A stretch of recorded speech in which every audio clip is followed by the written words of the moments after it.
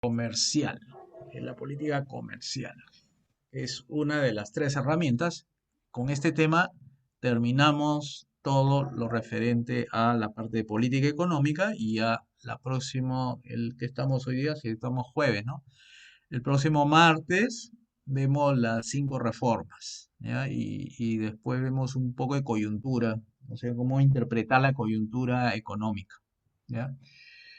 Entonces, hoy día vamos a ver esto, política comercial, que básicamente tiene dos partes. Esta parte es la, digamos, la tuitiva, la de lineamientos políticos, y la parte ejecutiva ya vamos a ver ahorita con los ejemplos que vamos a poner del tema que tiene relación con lo que es los tratados comerciales, etc.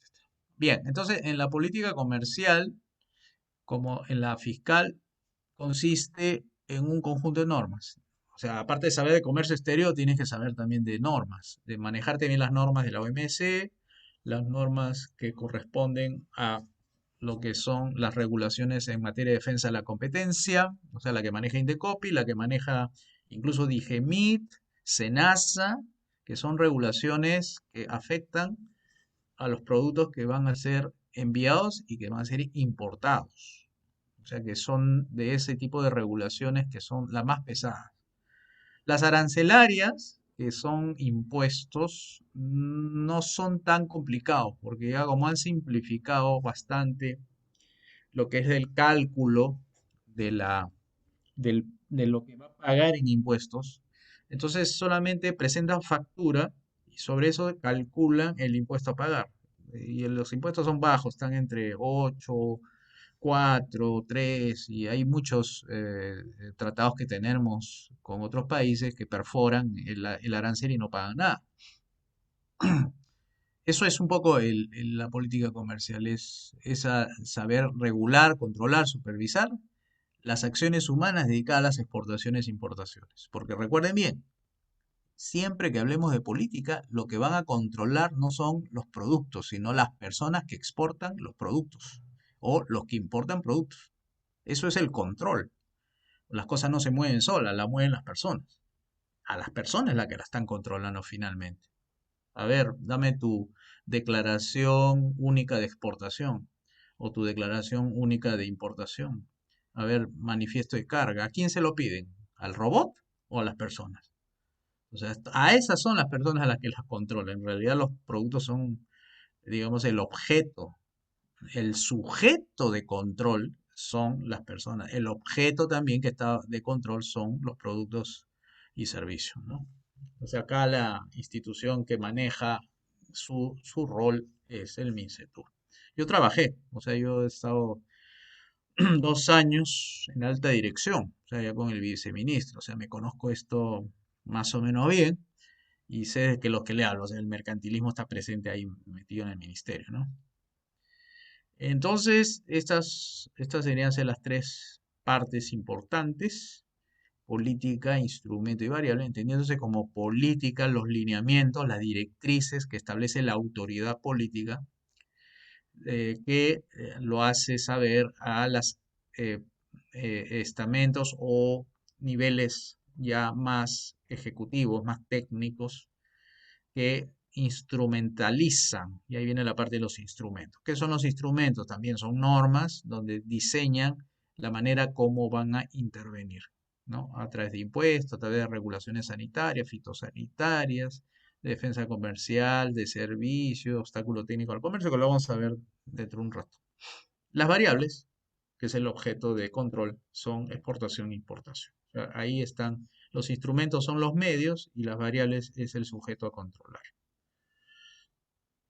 La política comercial tiene su objetivo, tiene un objetivo, los lineamientos apuntan siempre a un objetivo.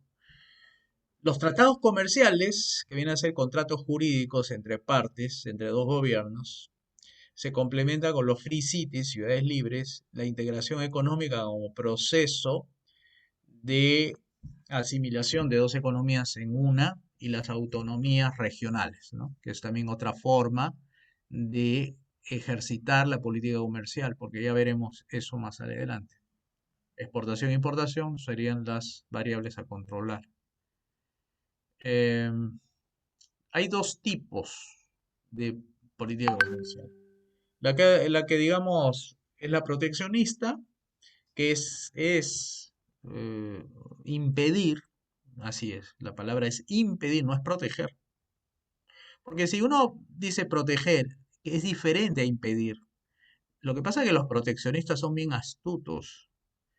Y son astutos porque saben poner las palabras que no son y que dan la impresión que son. Cuando dicen proteccionista viene de protección. ¿Qué protegen, según ellos? Dice, protegen de la competencia. ¿Y qué competencia es la que van a proteger? La competencia del extranjero. Pero en realidad no protegen por un tema semántico. Si las cosas a proteger fueran enfermedades, explosiones, frío, ¿no? Ese tipo de situaciones sí, claro, por supuesto, hay que protegernos contra el frío, hay que protegernos contra enfermedades, contra los bichos, ¿no? Con este tema de COVID, sí, ok. Si fuese eso, yo sí le daría la razón a los proteccionistas. Pero ¿qué es en realidad lo que ellos dicen que están protegiendo? Ellos dicen que las medicinas, la ropa, los alimentos, que es el comercio internacional, no es solamente objetos, digamos, como carros, autos, sino también las medicinas vienen de afuera, las vacunas vienen de afuera, mucha tecnología viene, libros, son servicios, las franquicias, los servicios financieros de bancos, Amazon, servicios y productos es lo que viene a una economía. Entonces, ¿cómo nos vamos a proteger de algo tan bueno que son, por ejemplo, las medicinas? ¿Protegernos contra ellos? ¿Contra las medicinas? ¿Protegernos contra el alimento que da de comer a gente? ¿Protegernos del arroz? ¿Protegernos de una buena casaca, de una buena zapatilla? O sea, esas son cosas malas que hay que protegernos, cubrirnos porque son malos. Entonces están mal los proteccionistas. En realidad lo que han querido decir, por eso no lo ponen, es impedir que vengan todos esos productos y servicios del extranjero para que no le haga competencia a lo nacional. Entonces, esa es la palabra más adecuada. Impedir. El proteccionismo es impedir que la competencia internacional le haga competencia al nacional. En el librecambismo, una política comercial es dejar que se exporte y se importe, que tanto como sale como entra los productos, los servicios, igual. No debería haber discriminación por nacionalidad ni por tipo de producto, simplemente es free, free, libre. Esa es la política comercial librecambista. Así como hay tanta libertad de poder comprar caramelos en cualquier tienda, eso mismo debería ser para cualquier comercio internacional. Libertad de comprar y vender, ¿no? Ahora, hay que explicar un poco esto del proteccionismo, ¿no? El proteccionismo como política se inicia en 1914 hasta 1914, es decir, los años previos, desde 1845, se inicia la era del libre cambio, o sea, la era del libre comercio con Inglaterra, cuando Inglaterra, en una campaña que inician dos políticos liberales clásicos, Richard Cobden y John Bright,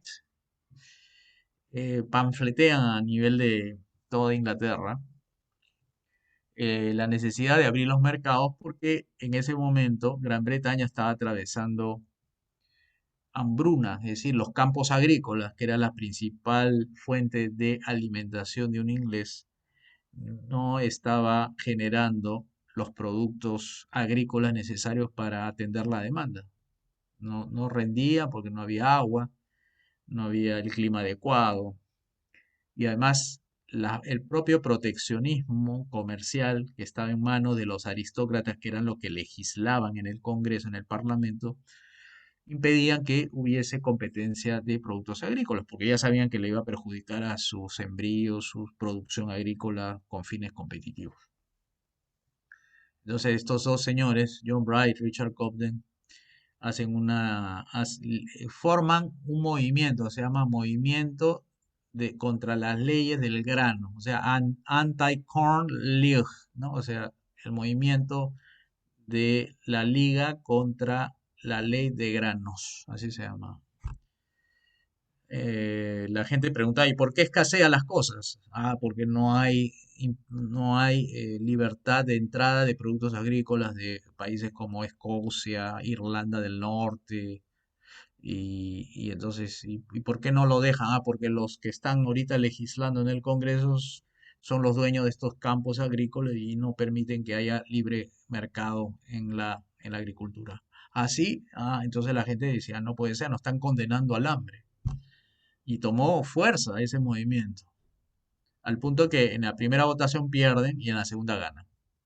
Y se deroga, o sea, esa propuesta del Partido de Evolución de derogar las leyes viene de esa propuesta de justamente del movimiento contra la ley del grano, que esa ley mala que impedía que hubiese libre comercio estaba condenando a la gente a padecer el hambre y pobreza, etcétera.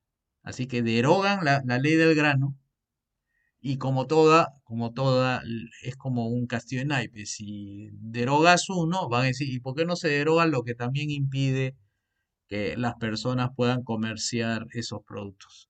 Porque antes, miren, en 1848, si tú querías tener una empresa, sociedad anónima, tenía que ser aprobada por el Parlamento. Imagínate, es como si tú quisieras crear una pyme y tuvieras que pasar por el Congreso, que te lo apruebe el Congreso para crear tu pyme.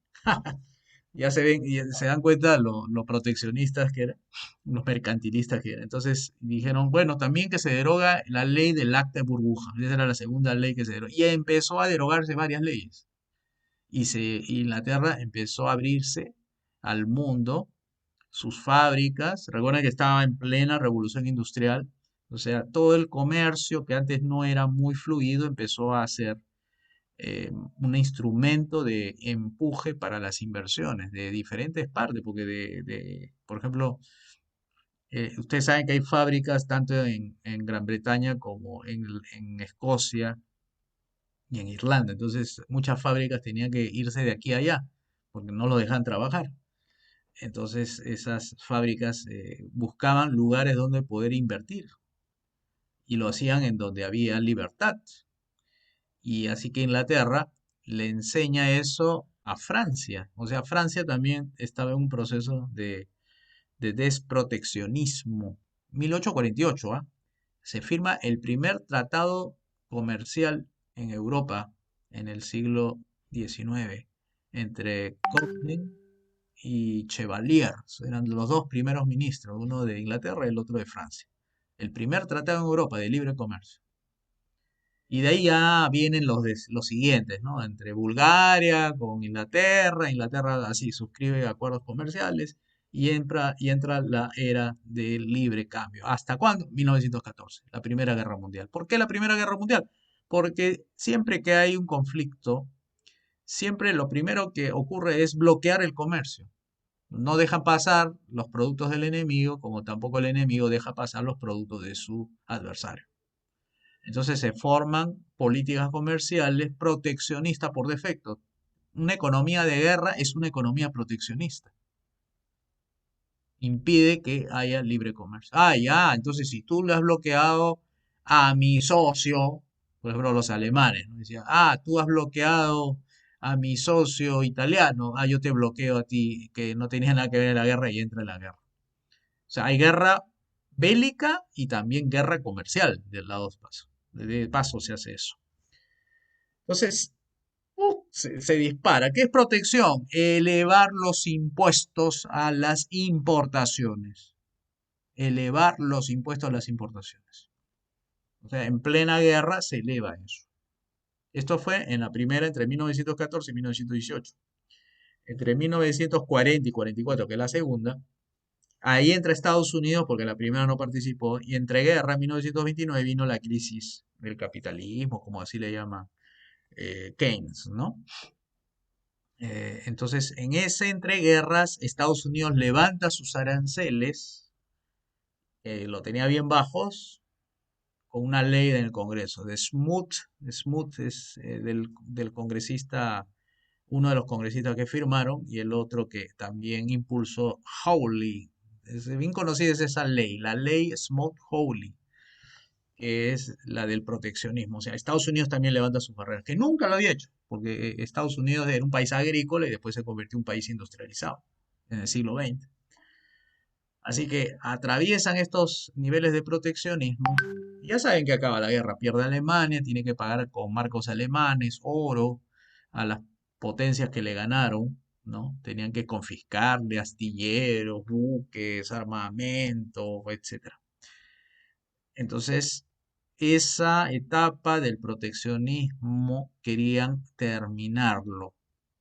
¿Por qué? Porque sabían que en guerra, así como hay que ese dicho dice que en la guerra todos pierden, en la guerra bélica todos pierden porque si no, si bien ganas, al otro le ganas, pero perdiste hombres, ¿no? Perdiste recursos, perdiste tiempo. Eh, entonces se arma un nuevo orden. Ahí viene el orden mundial, que ahora se ha puesto de moda, ¿no? El nuevo orden. Bueno, esto también fue un nuevo orden después de la posguerra. Entonces crean una institución conforme a las negociaciones por la paz y restablecimiento del comercio. El GATT vendría a ser el previo a la OMC. El GATT es el Acuerdo Comercial sobre Comercio y Aranceles, que está en inglés, ¿no? General Agreement Trade on Tariff and Tariff. El Fondo Monetario Internacional, o sea, GATT es comercio. Fondo Monetario Internacional, balance de pagos, o sea, pagos de deudas. BIRF, que es Banco Internacional de Reconstrucción y Fomento, que se aplicó a partir de ayudas específicas que dio Estados Unidos a Europa para reconstruirla, creó este banco y las Naciones Unidas en la parte política. Estas negociaciones fueron para restablecer el orden previo a 1914, o sea, reconstituir lo que se dejó. Entonces, eh, en consecuencia, en los años 50, después de la posguerra, empiezan lo que se llaman los procesos de integración. El primero de todos, el Tratado de Roma, que además, digamos, amplía los espacios de mercado, como, tuvieron como referente el acuerdo comercial entre Luxemburgo, entre países como Italia, si no me equivoco, y otros dos países más. La Comunidad del Carbón y el Acero, así se llamaba, dio origen al Tratado de Roma, que viene a ser la semilla de lo que es ahora la Unión Europea. 1959 se firma el Tratado de Roma. Luego en América, en el 61, el Mercado Común Centroamericano, MCCA, el ALALC, por allá por el año 65, creo, que es una iniciativa que lo lanza Estados Unidos en plena Guerra Fría. No sé si han escuchado ese término, Guerra Fría, que era una carrera armamentística entre Estados Unidos por el lado capitalista y la Unión de Repúblicas Socialistas Soviéticas por el lado comunista. Entonces quería ganarse a los países latinoamericanos el presidente Kennedy, porque estamos hablando de 1961. Y se llamó la Alianza para el Progreso. Y esa Alianza para el Progreso tenía un mecanismo comercial que se llama el Área de Libre Comercio de Latinoamérica y el Caribe, ¿no? La Asociación Latinoamericana de Libre Comercio. Eh, Como en Europa estaba reconstruyéndose, porque los europeos durante esa conferencia sobre la reconstitución de la ONU, antes se llamaba la Sociedad de las Naciones y después se llamó la Organización de las Naciones Unidas, Europa pidió su ayuda. O sea, Europa pidió una ayuda porque estaba pues golpeada después de la guerra, ¿no? De las dos guerras mundiales.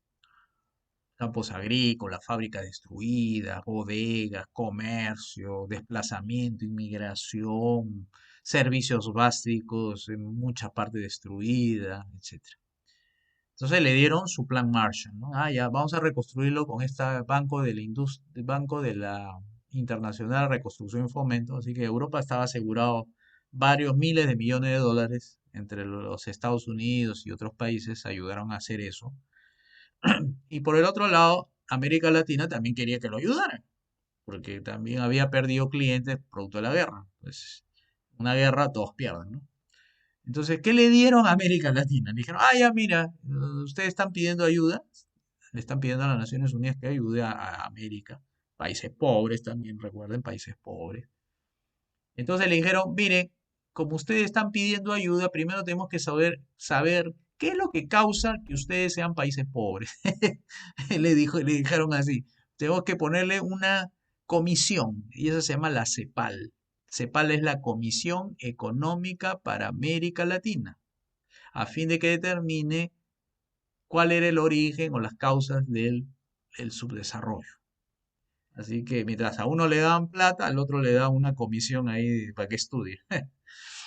Entonces, ¿qué determinó esta comisión?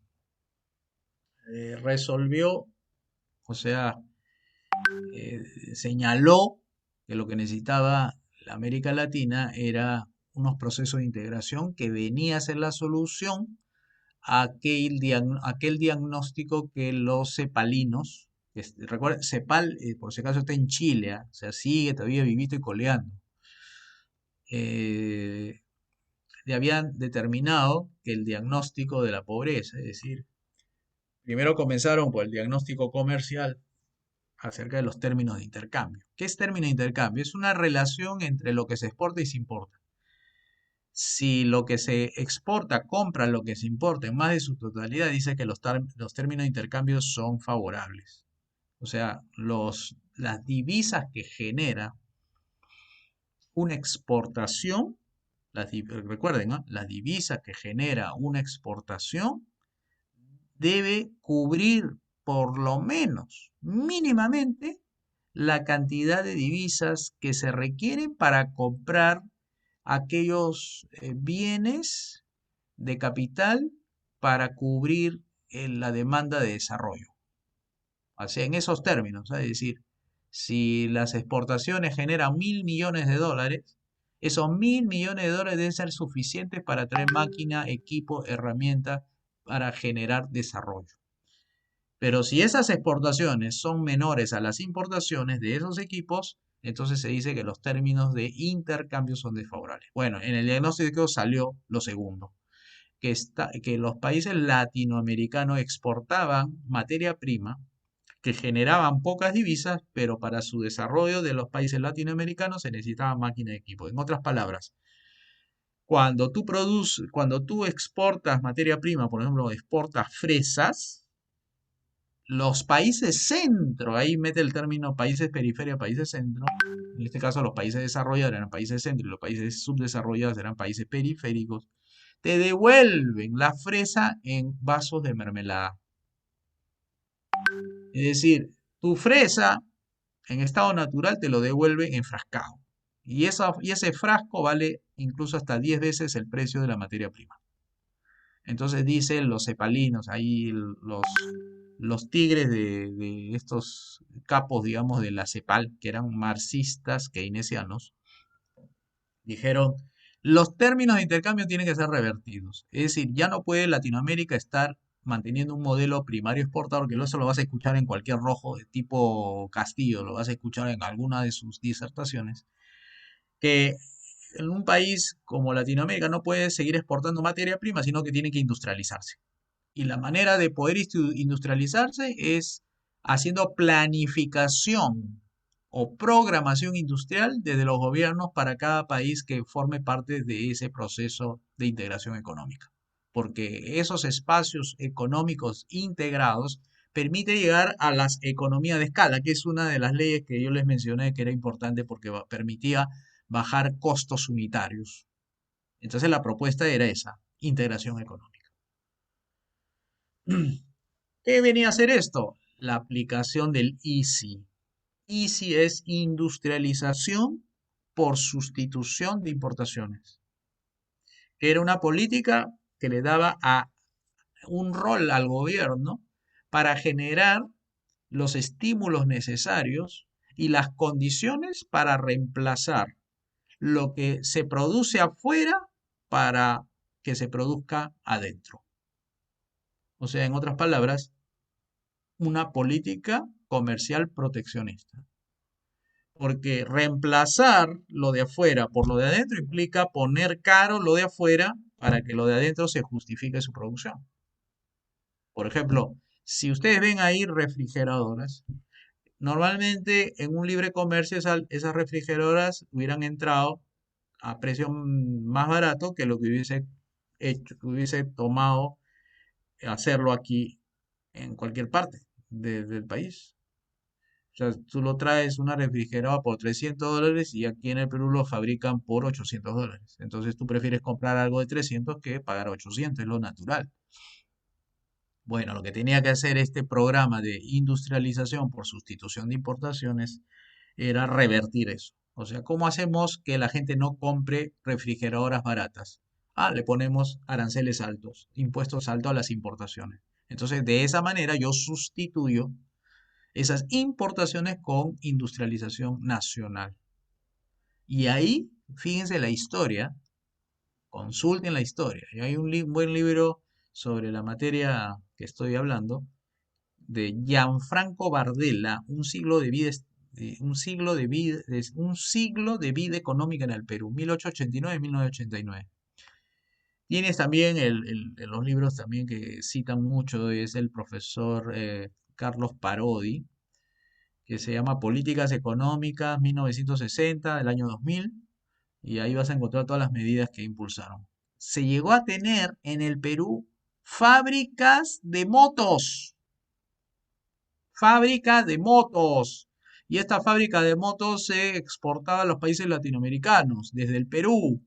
Fábrica de refrigeradoras, línea blanca, cocinas que sustituían a las que ustedes ven ahorita en las tiendas, Bosch, marca Sears, así, de las conocidas. ¿Qué hacían? Trataban de competir. ¿Cómo lo hacían? Utilizando las economías de escala. Por eso era necesario hacer proceso de integración. ¿Qué pasó? Bueno, como cualquier modelo planificador donde el gobierno toma un rol preponderante, no advirtió de las consecuencias que se venían, pues la crisis del petróleo y la deuda externa. Porque toda la década del 70 que se dedicó a hacer este experimento del modelo EASY, o sea, industrialización por sustitución de importaciones, conllevó a que estos proyectos industriales se financiaran con préstamos de entidades como por ejemplo Banco Mundial, auspicios de endeudamiento que los árabes habían puesto a la venta créditos baratos, baratísimos, porque ellos tenían mucho, pero mucho dólares que querían colocar por la exportación propia del petróleo que estaba a un buen precio y no sabían qué hacer con tanto dinero, entonces lo prestaban a baja tasa de interés. Y así el Perú, que tenía creo que, si no me equivoco, 7.000, 8.000 dólares 8.000 millones de dólares de deuda en el año 68, pasó a tener 20.000.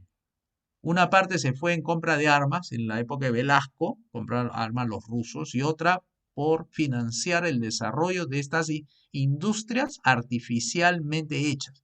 El fracaso fue porque tomaron modelos de construcción de motos, fábrica de motos, línea blanca, planchas, licuadora, etcétera, de una tecnología antigua, porque, por ejemplo, en motos, Motoandina se llamaba la empresa esta peruana, quería competir contra a nivel internacional, porque las motos se venden a nivel internacional. ¿Y qué tenían que hacer? Competir. ¿Cuáles eran sus competidores de Motoandina? De las marcas de las motos de Perú. Kawasaki, Honda, Yamaha. ¿Competir Perú contra esos monstruos? Ya saben que acabó, pues. Tecnológicamente ellos están adelantados y nosotros habíamos adoptado una tecnología que cuando se pone a producir ya tenía 3 o 4 años de desfase.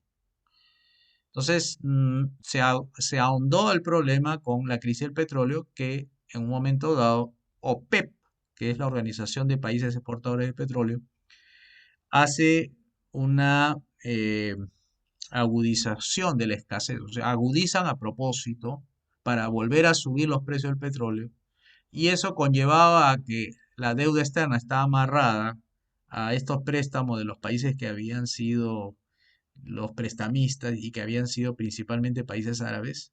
Vuelve a subir el precio del petróleo y lo amarran con la deuda externa. Entonces se hace inviable en los 80, porque este modelo acabó de sustitución de importación en los 80, a los países a entrar en una fase de estancamiento por la deuda externa. ¿Cuál era el problema ahí? Que la deuda externa era como el que no puede pagar la deuda. Es decir, el Perú, si tenía 20.000 millones de dólares, en su PBI, ¿cuánto representaba? Representaba, a veces llegaba hasta el 60%. Es decir, el 60% de lo que producía tenía que servir para pagar la deuda que había generado los gobiernos militares anteriores. Entonces no lo podían pagar simplemente porque los intereses de unos 20.000 millones de dólares en la cantidad de exportaciones que para ese tiempo tenían, que era muy, pero muy poca, no alcanzaba como para seguir pagando los intereses de la deuda. O sea, ni siquiera se pagaba el capital, si no se pagaba con lo que podía exportar, se pagaba los intereses, pero faltaba el capital. Entonces entran los países latinoamericanos en la crisis de la deuda, ¿no? Entonces, toda la década del 80 al 90, se hablaba de la crisis de la deuda. ¿Qué tienen que hacer? Someterse a los cambios. ¿Y los cambios cuál era? Lo de la perestroika y el glasnost. Los alemanes fueron los primeros en darse cuenta que el modelo soviético pues había llegado a su fin, el 9 de noviembre de 1989. Y así que la Unión Soviética se desintegra en el año 91 y se empieza a hablar de las reformas. Algunos le llaman las reformas liberales, otros dicen la reforma del consenso de Washington, y los países como el Perú y todos los demás que habían sido embarcados en estos proyectos socialistas, y claro, socialistas porque habían heredado todo de los 70 de los gobiernos militares en Argentina, Chile, etc. Chile no, Chile está en la excepción por si acaso. Chile era el único que se había adelantado a su época con los Chicago Boys, haciendo las reformas liberales en el año 74 con Pinochet, pero el resto de países como Perú, Venezuela, Brasil, Argentina, habían empleado políticas muy intervencionistas, muy socialistas. El Perú, ya ustedes por historia lo conocen, que llegó a los 80, lo cual, pues, a partir de los 90, los países empiezan a copiar las reformas.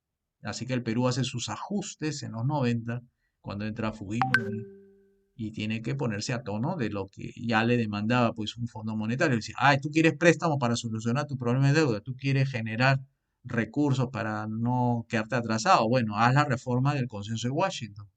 Y entonces empiezan a hacer malas privatizaciones, desregulan, no achican el tamaño del Estado, apenas abren algunos mercados, etcétera. Entonces ahí el contexto es este.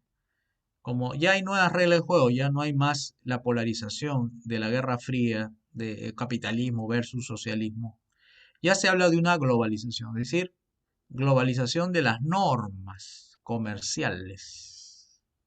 Y la OMC se constituye en la entidad referente, Organización Mundial de Comercio, que previamente era GATT, establece la predictibilidad de las normas comerciales internacionales, dándole un- una proyección a futuro de que esto no va a cambiar. Para eso se creó la OMC, darle al comercio internacional un nuevo orden donde todos los exportadores e importadores, todos los que hacen comercio internacional, tengan las mismas reglas de juego. O sea, ahí entran el 98% de los países en el mundo eh, que están dentro de la OMC. ¿Quiénes no están? Cuba, Corea del Norte, países africanos que están todavía bajo las dictaduras fuertes que existen en algunos países, como Zimbabue, ¿no? Por ejemplo, países muy intervencionistas.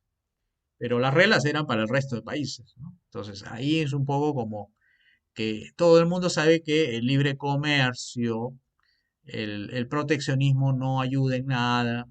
Todos empiezan a hablar de libre comercio, tratados comerciales, y que no sea proteccionista el comercio, porque el comercio está demostrado teóricamente, el libre comercio es superior al proteccionismo. En cualquier libro texto de economía lo puedes encontrar. Entonces, vamos a lo siguiente.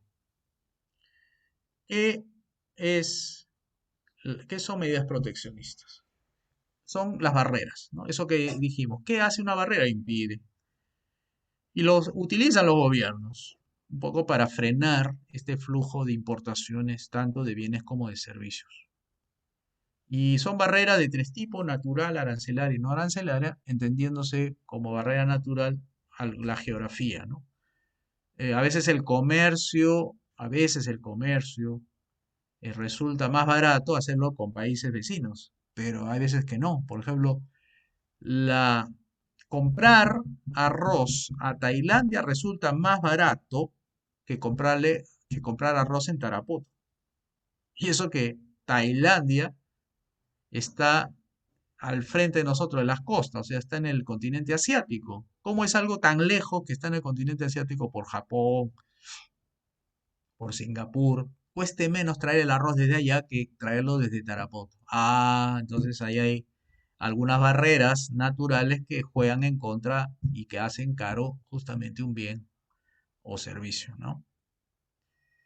Luego, las barreras arancelarias son los impuestos que hemos hablado, ¿no? Que pueden ser impuestos aplicados a la importación de un producto o también a la exportación, como lo hizo Argentina durante la era Kirchner. La exportación de su principal eh, materia prima que exportan, que es el trigo, le habían puesto a la soja también, le habían puesto impuestos. Eso no se hace porque en la tradición de la política comercial, ponerle un impuesto a la exportación, lo que genera son condiciones adversas para que sea competitivo. Y en cambio hay otra forma de aplicar la barrera arancelaria, porque en un caso tú puedes poner un impuesto a la importación, exportación con fines proteccionistas y hay otro que sirve para generar ingresos para el gobierno. Por tanto, si tú quieres que recaudar más, le tienes que poner un arancel bien, pero bien bajo. Ese se llama arancel renta. En cambio, el arancel protector es aquella que se aplica para impedir que un producto ingrese, no para recaudar fondos para el gobierno. Por eso que los aranceles renta son bajos y los aranceles protectores son altos. En los tipos de barreras arancelarias hay el específico, el ad valorem y el mixto. El específico es por una cantidad, ¿no? Por ejemplo, si cada unidad o cada kilo de arroz le clavas, pues, no sé, 10 soles. El ad valorem es un porcentaje. Si cuesta el arroz, por ejemplo, el kilo de arroz está a 3 soles, el porcentaje arancelario le aplicas el 5% de 3 soles, ¿no? Que es 10 céntimos, 15 céntimos. Y el mixto es la combinación de ambos. Por ejemplo, en una etapa, en la primera tonelada, puede ser sobre el valor del producto y ahí se le aplica porcentaje. Y pasado la tonelada, le aplicas por cada tonelada un impuesto por tonelada, ¿no? Entonces hay una combinación de ad valorem con específico, ¿no? Y aquí vienen las políticas específicas en materia comercial. Hablamos del dumping. Dumping es una técnica que aplican los países con la finalidad de colocar un producto en el mercado de destino. Es una técnica, ¿saben por qué? Porque cualquiera que siga un MBA, cualquiera que siga una maestría o se prepare para ser administrador y les enseña dentro de la administración técnicas de posicionamiento de producto y marca, una de las medidas que les enseñan a los gerentes que al final van a gestionar empresas es que siempre tú tienes que diferenciarte de tu competencia en cuanto a precio, calidad o innovación. O sea, son tres formas de darte a conocer en la mente de un consumidor. Dice, el precio es bajo, esa es una. Este producto es porque tiene precios bajos. Este producto es de buena calidad. O este producto tiene mejoras sustantivas que no lo tiene el otro. Entonces, en dumping, ¿qué viene a ser? Cuando el producto en su origen tiene un precio que llegado al país de destino es mayor que, no, perdón, es menor que en el lugar de donde se exporta. Por ejemplo, si un par de zapatos se vende normalmente en el mercado nacional a $10 el par de zapatos, supongamos que fuese ese el precio, un producto que viene del extranjero está a $10 igual, pero lo vende a 5. O sea, el precio de destino es menor que el costo de origen. Entonces ahí, ¿quiénes son los que se quejan? ¿Se quejan los consumidores de zapatos que le vendan a $5 algo que cuesta 10 afuera? ¿O se quejan los competidores que compiten con $10 contra 5? Entonces, lo que hacen los competidores es de acusete, ¿no? Se van a donde Indecopi y le dicen, mire, acá hay un producto que ha venido del extranjero y que están cobrando $5 cuando allá en su país de origen lo venden a 10. Y nosotros usando con producto importado, usando toda materia prima, todo, nos sale 10. Ese está haciendo dumping, dumping. Entonces, la autoridad aplica lo que se llama los derechos antidumping. Entonces le ponen un impuesto que lo que hace es corregir para ellos esa distorsión. En realidad no debería venderse a $5, sino a 10. O sea, lo eleva el precio. Y para eso tiene que poner 100% arancel. Fíjense el proteccionismo hacia dónde lleva, hasta poner arancel del 100%. En la política de salvaguarda es algo parecido, pero no tiene nada que ver con costos de origen, sino tiene que ver con importaciones, con volumen de importaciones que demuestren que desplazan a la producción nacional. Cuando una industria detecta que su cuota de mercado va disminuyendo y que tiene una correlación con las importaciones, puede ir y le toca la puerta al Indecopi. Le dice, señores, mire, acá está ocurriendo un fenómeno.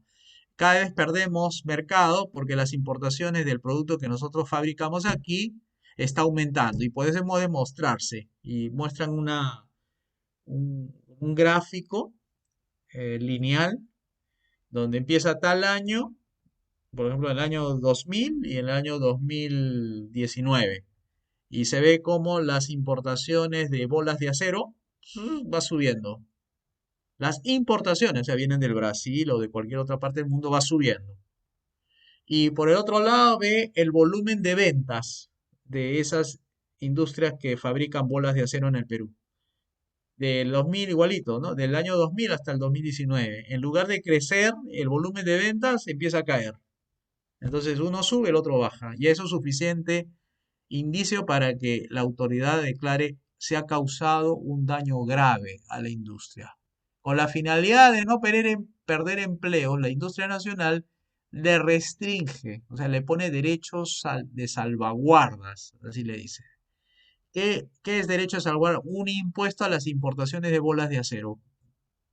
Para que se haga caro la bola de acero y así no pueda venderlo barato y así va bajando la importación de dicho producto importado, mientras va subiendo las ventas de la producción nacional. O sea, en otras palabras, se vende más caro, o sea, los consumidores de bolas de acero van a tener que pagar más por la bola de acero importada, lo hacen a propósito para que compren la bola de acero de origen nacional.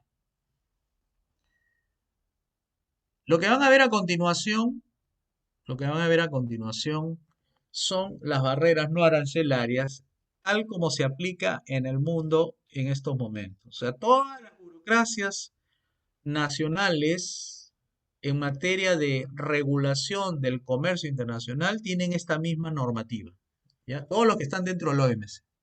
Entonces, ¿qué hacen ellos? Dicen, bueno, vamos a aplicar las normas sanitarias, la licencia de importación, el dumping, la salvaguarda, la propiedad intelectual, todos con la misma normatividad. O sea, la inspección previa a la expedición, norma de origen, servicios, caja verde, azul, ámbar, medidas sanitarias y fitosanitarias, contratación pública. A ver, voy a explicar. Normas sanitarias se refieren a aquellas reglas que le dicen si ocurre alguna anomalía supongamos, en la producción de carne de un país afectado, es decir, que venga una carne de Argentina y que tenga una enfermedad la vaca, hay una enfermedad de la vaca que le dicen la vaca loca, que se le mete un bicho en el cerebro y los trastorna. Entonces no está apto para consumo humano. Entonces puede el país que está recibiendo esa carne del argentino, del país donde está enviándose con ese defecto sanitario, aplicar medidas de restricción por motivo de sanidad, por orden sanitario, para no contagiar, para no enfermar a las personas. Eso es una manera de hacer proteccionismo justificando la salud de por medio. Otra aplicación muy frecuente son las licencias de importación, ¿no? Que en algunos casos hay importación que están restringidas en armas, por ejemplo. No hay libre comercio de armas, siempre hay restricciones. Hay ciertas sustancias, el uranio, productos radioactivos, tampoco es de libre comercio, por eso hay licencia, hay permisos especiales para eso. Pero también antes, y fíjense, en los años 80 había hasta restricciones, o sea, tenías que pedir permiso para traer carne, churrasco de la Argentina. Tenías que pedirle permiso al gobierno para traer carne de afuera. Hasta esa locura hemos tenido, ¿no? Traer máquina fotocopiadora. Por ejemplo, necesitabas un permiso especial del gobierno para traer. ¿Cuál era el motivo? Decían que las máquinas fotocopiadoras eran unas máquinas que podían afectar la seguridad nacional. ¿Por qué? No, porque como había terrorismo, entonces mucha gente utilizaba las fotocopias como una manera de evadir su identidad y no sé cuánto. Así, cualquier cosa era licencia de importación. Propiedad intelectual. Es una normativa que regula la aplicación de derechos de comercialización sobre marcas y creaciones artísticas, etcétera, o intelectuales o académicas. ¿Y cuál es la novedad aquí? La novedad aquí es que hay ciertas patentes que restringen, por ejemplo, la libre comercialización de productos que pueden estar afectando el comercio internacional. Por ejemplo, si una persona crea en el Perú a ver, un método para embotellar gaseosas. Entonces, esa patente que obtiene de la autoridad, en este caso Indecopi da esas patentes, puede servir de barrera de entrada de gaseosas que se fabrican fuera, porque el motivo es que tú no puedes copiar lo que aquí se patentó. Y una patente es un monopolio, como ya sabemos. Entonces, cualquier comercio de gaseosas puede sufrir una barrera de entrada producto de esa patente. Es decir, si esa patente que se ha, digamos, aprobado tiene un parecido o tiene algo, digamos, de cierto en lo que se va a comercializar, entonces puede servir que la autoridad diga prohibición de importación de gaseosa porque el método que ha empleado es parecido, igual a lo que se ha creado acá, ¿no? O sea, hay ciertas barreras que se crean a partir de la propiedad intelectual. Otra, medidas en materia de inversiones.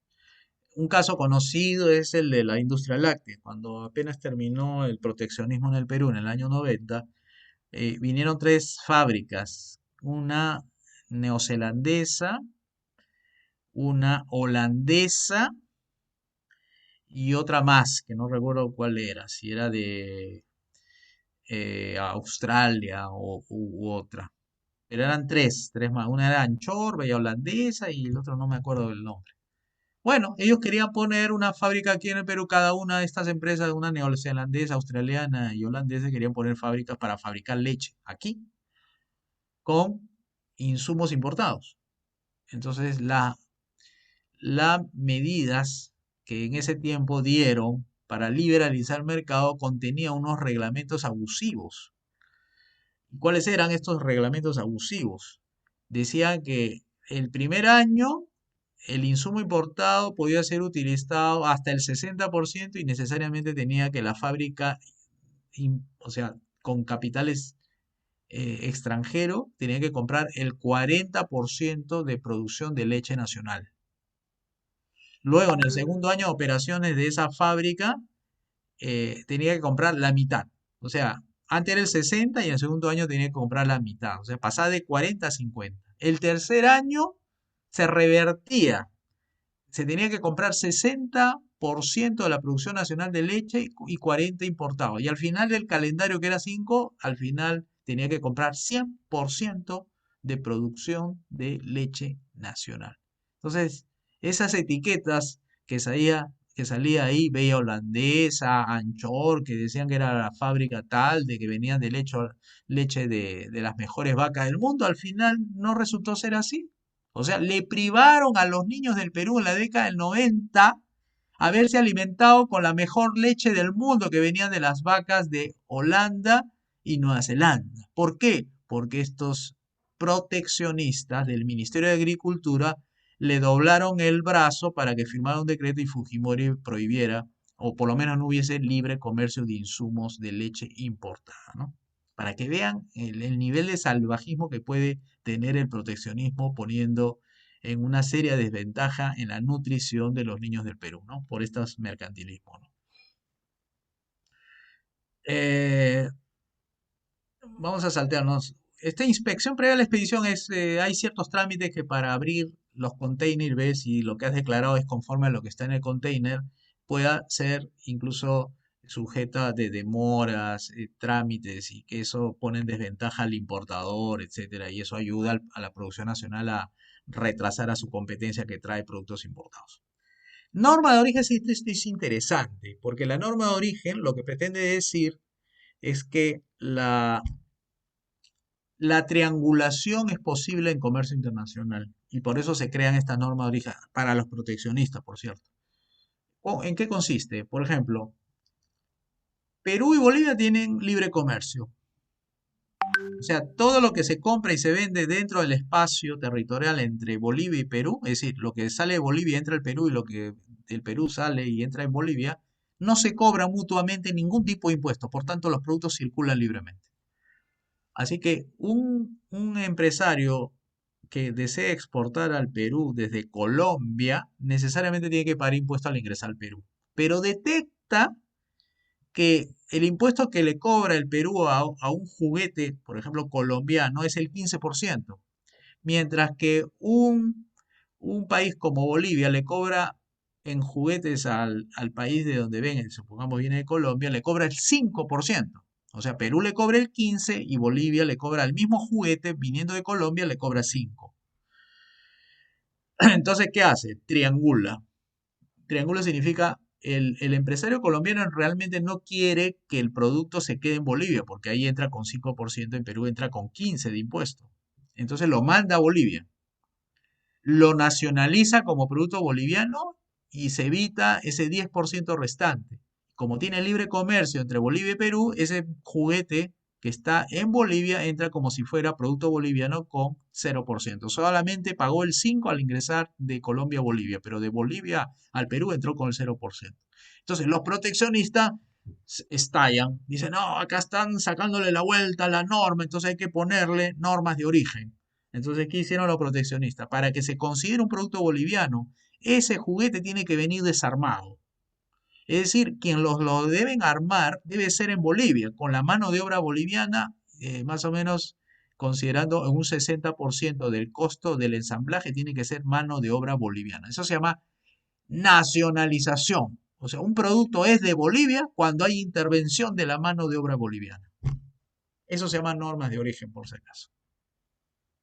Servicios, por ejemplo, esas otras normas que afectan el servicio, por ejemplo, financiero. En el Perú la legislación dice que un banco extranjero puede poner sucursales, pero tiene que cumplir con el siguiente requisito.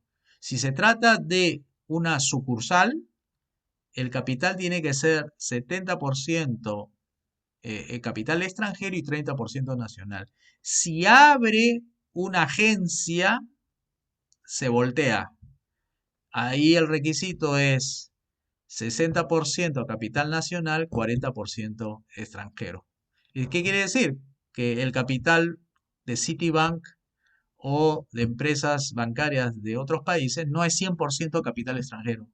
Lo hacen a propósito para que el proteccionismo los vincule obligatoriamente con capital nacional. Esa es una barrera de entrada, por ejemplo, que han detectado en la OMC y lo emplean muchos países como el Perú. Y así como hay en servicios financieros, que es parte del comercio internacional, el servicio financiero, también hay en el servicio de telecomunicaciones. No permite, por ejemplo, que extranjeros tengan medios de comunicación en el Perú.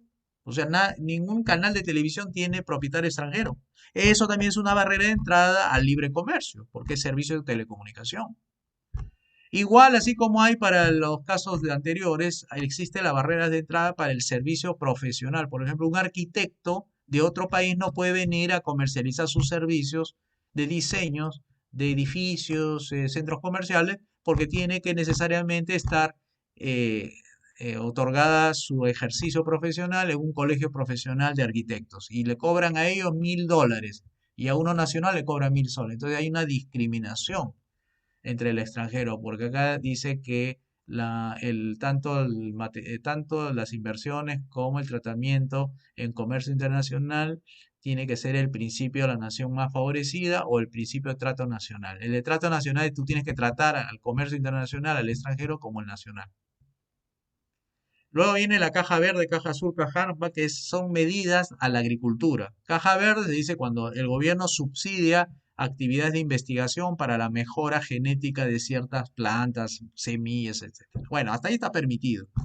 El azul ya empieza a entrar en otras fronteras, cuando, por ejemplo, el gobierno utiliza dineros públicos para mejorar las canaletas de regadío por donde circula el agua que va a servir para los predios agrícolas. Y el ámbar ya está en la frontera de lo permitido y no permitido. Casi, casi es rojo, pues, ámbar. ¿Qué quiere decir eso? Cuando el gobierno, por ejemplo, utiliza política monetaria, pone la tasa de interés baja para que al final los agricultores vayan y se endeuden con una tasa de interés baja y sean competitivos a la hora de exportar. Por ejemplo, esa es una medida ámbar, que ya casi es transferencia directa de dinero. Lo que impide la normatividad de la OMC es que den dinero directo a la agricultura, por ejemplo, porque eso se está desmontando a nivel internacional. Y contratación pública es un mecanismo plurilateral, o sea, no todos los países los deben firmar, solamente aquellos que quieran hacer, donde le ponen a los países que han suscrito la contratación pública unos requisitos de concurso público internacional. Por ejemplo, cuando hay licitaciones de zapatos acá en el Perú, pueden convocar a empresas proveedoras del extranjero y que pueden mandar sus facturas y decir esto es lo que va a costar si es que me contratan a mí y el gobierno nacional verifica si los precios en concurso son los más bajos. Así es, en licitación pública se coge lo más bajo.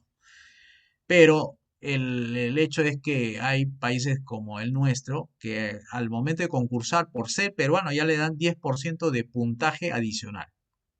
Por eso no ha suscrito el contrato de contratación pública. Estas son barreras que impiden así el libre comercio. Recuerden que es de bienes y de servicios, que ya he mencionado. Servicios profesionales, servicios financieros, servicios de telecomunicaciones, servicios médicos, servicios de turismo. Todo forma parte del comercio internacional.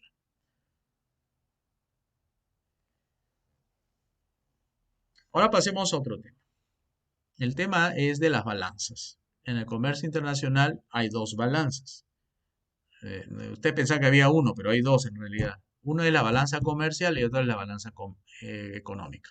Definimos por exportación el envío de mercaderías al extranjero y por enviar los clientes de esa empresa exportadora le pagan con divisas. O sea, al final envías productos y ellos te envían divisas. En importación es al revés. En importación tú mandas a traer productos del extranjero y tú tienes que enviar divisas al extranjero. Entonces la balanza comercial registra la entrada y salida de divisas.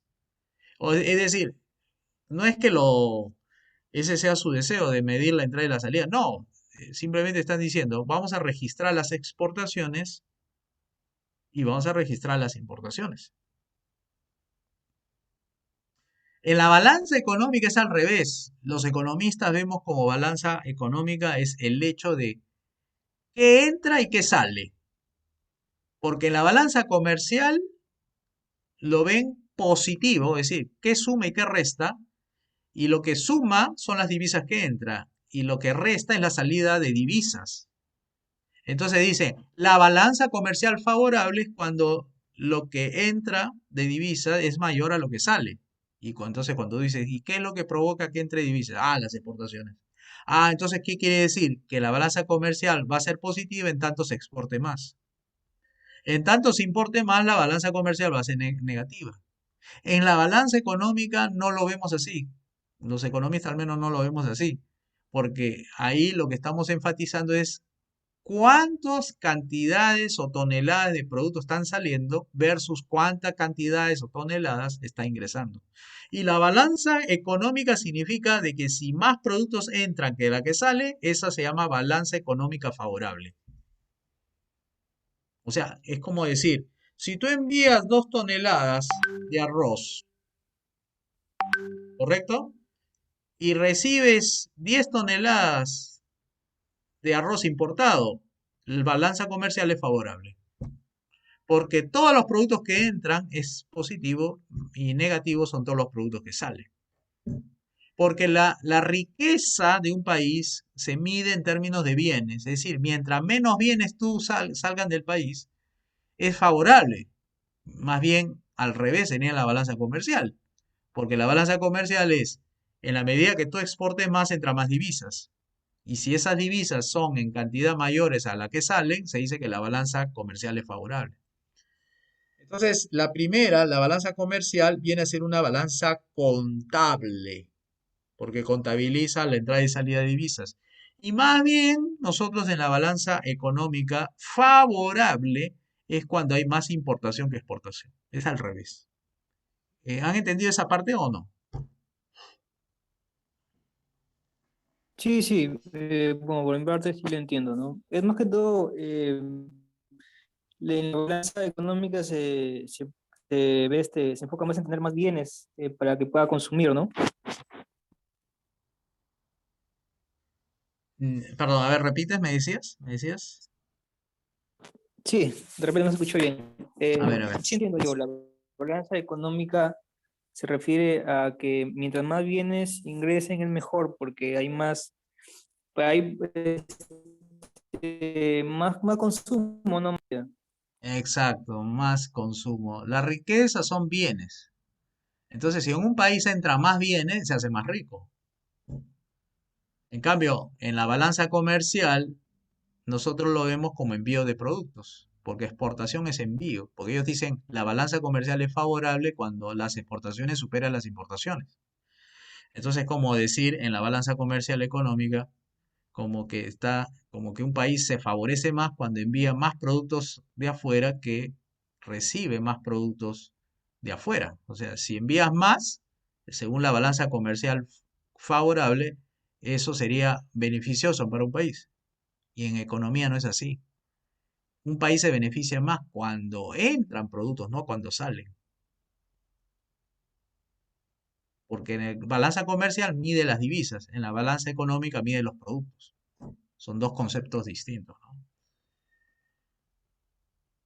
Bien, sobre la etapa de integración, aquí lo que queremos señalar es lo siguiente. Cuando los cepalinos proponían abrir espacios, desarrollar espacios, hacer que los espacios crezcan para que las exportaciones aprovechen las economías de escalas. Lo que estaban diciendo era que implícitamente había que cumplir unas 6 etapas para llegar a esos espacios ampliados. O sea, para que haya mayores mercados, sean más grandes, hay que cumplir en la teoría, digamos, de la integración. Esta la maneja Bela Balasa, así se llama. No sé de qué origen, si sería hindú o no. Bela, con B grande, Bela Balasa. Él dice que hay 6 etapas. Para los austriacos esto es planificación. O sea, esto es una suerte de ingeniería social del mercado, ¿no? Bueno, pero vamos a enseñarlo para que estén enterados de qué se ve, qué cosa se ve ahí, ¿no? Entonces dice, son 6 etapas: preferencia arancelaria, zona de libre comercio, unión aduanera, mercado común, unión monetaria y unión económica. Las 3 primeras tienen que ver con la política comercial y las 3 últimas tienen que ver con la política fiscal y monetaria. A ver, si preguntan, ¿y qué cosa es una preferencia arancelaria? Vendría a ser como unos márgenes que tú no le cobras, unos márgenes que tú no le cobras al, en este caso, al concedido. La preferencia arancelaria es una aplicación de un concedente a manera, digamos, sin tratado. Si tú quieres, los das, y si tú quieres, no los das. Yo te prefiero a ti, no te prefiero a ti. Entonces, ¿qué viene a hacer? Por ejemplo, si tú le cobras cualquier producto importado 15%, una preferencia arancelaria sería, si a todos le cobro, pero no le cobro al chileno, porque el chileno me cae bien. Por tanto, lo prefiero a él y a él no le voy a cobrar el 100% del 15%. Le voy a cobrar a él el 60% del 15%. ¿Cuánto es el margen de preferencia? Es 40%. Es decir, del 15% total, solamente págame el 60%, que viene a ser 9% más o menos. Eso es preferencia arancelaria. A algunos les cobras, a otros no. Pero eso es un motivo para iniciar conversaciones sobre un futuro acuerdo comercial. Porque si tú tratas así a los países, digamos, con los que tienes esta preferencia comercial, es porque te simpatiza, es porque alguna seña política quieres enviar tú a esa parte, digamos, comercial que quieres tú dirigirte. Te prefiero a ti. Esa es una preferencia comercial. Entonces ya conversan, se hacen amigos, van estimando futuros acuerdos y sacan un tratado de zona de libre comercio. ¿Aquí qué es? Ya, eso es un tratado bilateral, por ejemplo. No quiere decir que una zona de libre comercio siempre es bilateral, pero a veces sucede así. Es bilateral. Como ejemplo, Perú-Estados Unidos, Perú-México, Perú-Unión Europea, ¿no? Entonces, depende, a veces se hace la zona de libre comercio entre varios países. Entonces, la siguiente etapa es hacer circular el producto. El producto de un país a otro como del país de afuera hacia adentro. O sea, ya estás hablando de hacer que los productos circulen libremente y se necesita un tratado. De hecho, los tratados, si fueran de libre comercio, solamente sería suficiente con un artículo que diga, derógase todo impedimento que restrinja el ingreso de mercaderías de ambos países. Pero aquí no, aquí son tratados para el libre comercio, o sea, futuro, hacen unos calendarios, así van cobrándole cada vez menos impuestos cuando va pasando los años. Es decir, vamos a empezar con los productos agrícolas, luego vamos a empezar con los productos mineros, luego vamos a empezar con los productos industriales, luego vamos a pasar con los productos, servicios, etcétera. Entonces tienen calendario de desgravación. Significa desgravar, significa desimpuestar. O sea, quitarle impuestos a través del tiempo. ¿Hasta que pasado 20 años, recién después de 20 años, se dice que los productos de ese acuerdo ya no cobran ninguno? Esta es la segunda etapa. La tercera es esta, la unión aduanera. Y la unión aduanera existe cuando se dan cuenta de la distorsión que causa la zona de libre comercio. Porque cuando hay zona de libre comercio, Perú, por ejemplo, puede cobrar, por ejemplo, al resto del mundo, por ejemplo, cualquier producto al resto del mundo le puede cobrar 15%. Pero el país con el cual tú has suscrito un libre comercio, el otro país puede estar cobrando un arancel menor. Si tú le cobras 15% al resto del producto, el país con el que te has asociado puede estar cobrando 5%. Entonces va a ocurrir lo que se llama la desviación del comercio. Hay lo que se llama la creación y desviación. Creación, cuando los aranceles son los tuyos del resto del mundo son más bajos que la de tu socio. Y desviación es cuando los aranceles de tu país socio son menores que la de tu país. Entonces, en lugar que el resto del mundo en lugar que el comercio del resto del mundo venga de frente a tu país, por el hecho de que el otro tiene arancel bajo, va a ese país. Entonces, ¿qué hace? Bueno, conviene. Bueno, hay que dar un pasito más, dice. Vamos a crear la unión aduanera. Y la unión aduanera es, primero, pone la regla de juego para todos los exportadores e importadores, sean de donde sean, lo pone conforme a los dos países. ¿Ya? O sea, los dos países hablan un mismo idioma en forma en comercial. O sea, supongamos, dicen, el lapicero pertenece al código arancelario 01000000. Bueno, si tu país lo dice, el otro también lo dice lo mismo. Y sobre eso no le cobramos impuestos entre Perú y Chile, porque ese es tu socio. Pero el lapicero, si viene de un país como Venezuela, no, ese sí cabe cobrarle 15%. Ah, tú le cobras 15%, tu socio también tiene que cobrarle 15%. El mecanismo de la unión aduanera que hace posible cobrar lo mismo a ambos países, cualquier producto que venga de otro país que no sea del tratado, se llama arancel externo común. Arancel externo común. Bueno, de hecho, la comunidad andina hace eso, pero no logró el arancel externo común, sino el arancel comunitario. Es una imperfección al arancel externo común. Es decir, los países no cobran lo mismo al resto del mundo, todos. Algunos cobran igual, otros cobran diferente. Esta es la tercera etapa. La cuarta etapa ya deja de ser comercial y estamos hablando de mercado común. ¿Qué circula libremente aquí? Circula libremente los mercados factoriales. O sea, no es suficiente con los bienes y servicios. También circulan los recursos naturales, circula la mano de obra y circulan los capitales. Entonces, los capitales que vienen acompañados con el elemento empresarial, estos circulan libremente al igual que los productos. Ahí se dice que ya todos los mercados están en circulación libre en los países que han suscrito el mercado común. Eso se requiere que las políticas comerciales estén armonizadas, que todas estén sincronizadas. Esta ya vendría a ser la etapa de política económica. Y acá también tiene imperfección, porque puede ser que yo pague con soles a un, digamos, importador que me compra a mí el producto cuando él quiere comprarlo con su moneda nacional. Entonces, cuando hay muchas monedas diferentes dentro del mercado común, para que funcione y sea rápido y ágil el mercado común y no sufra las dificultades del tipo de cambio. Por ejemplo, tú quieres saber si tu moneda nacional compra más que la moneda del otro país, tienes que pasar por el dólar. Entonces lo conviertes en dólares tu moneda nacional y esa moneda nacional lo conviertes en la moneda del país de destino. Y ahí recién te das cuenta cuánto vale tu producto en términos de dólares en el mercado de destino. Porque si tú te guías solamente por los pesos o por la otra marco alemán, el euro, etcétera, no vas a poder saber cuánto equivale aquí eso, a menos que todo lo estandarice, lo pongas en una unión monetaria. Ahí entra la política monetaria de los demás países. Y por lo general, la ingeniería social de los proteccionistas crean un banco central que unifique las políticas monetarias de los países involucrados en este proceso de integración.